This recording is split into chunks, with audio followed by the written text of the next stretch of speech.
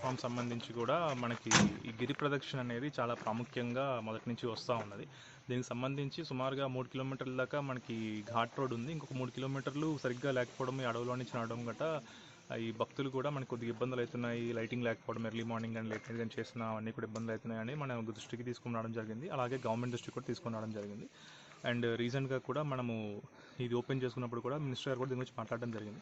అందుకని గవర్నమెంట్ మనకి అసలు మీరు ప్రాపర్గా ఇక్కడ ఏం ప్లాన్ చేస్తే బెటర్ అనేది లోకల్ లెవెల్లో మాట్లాడి మనము ఎంత రోడ్ వేయాలంటే ఏంటి, ఇంకేమేమి అడ్డంకులు ఉన్నాయి, ఫారెస్ట్ ల్యాండ్ ఉంది కాబట్టి అరౌండ్ 1 కిలోమీటర్ ఏమి మనము శాంక్షన్స్ తీసుకోవాలి, ఎంత ల్యాండ్ డైవర్ట్ అవుతుంది అనేది ప్రాపర్గా ప్రిలిమినరీ నెంబర్స్ ఎస్టిమేషన్స్ చేయమని మనకి గవర్నమెంట్ నుంచి ఇన్స్ట్రక్షన్స్ వచ్చాయి. సో అందుకని మన ఫారెస్ట్ డిపార్ట్మెంటు, ఆర్ఎండ్బి డిపార్ట్మెంటు అండ్ లోకల్ సర్పంచ్ గారు కానీ, రెవెన్యూ డిపార్ట్మెంట్ కానీ అందరి డిపార్ట్మెంట్స్ తీసుకున్నాం. వాళ్ళకి మిగిలిన కూడా ప్రాపర్గా అంతా ప్లాన్ చేసి ఒక 40 ఫీట్ రోడ్డు విత్ మామూలుగా ఎక్కడైతే మనకి అరుణాచలంలో కానీ, సింహాచలంలో కానీ గిరి ప్రదక్షిణకు వాడే రోడ్లు ఎలాగైతే వాడుతూ ఉన్నామో అలాగా మనం కూడా ఇక్కడ ప్లాన్ చేసి మొత్తం ప్రాపర్గా ఎస్టిమేషన్స్ అవన్నీ చేసి మనం గవర్నమెంట్ పంపించడం జరుగుతుంది. తర్వాత గవర్నమెంట్ శాంక్షన్స్ మనం తీసుకున్న వెంటనే మనం ఇమీడియట్గా వర్క్స్ కూడా స్టార్ట్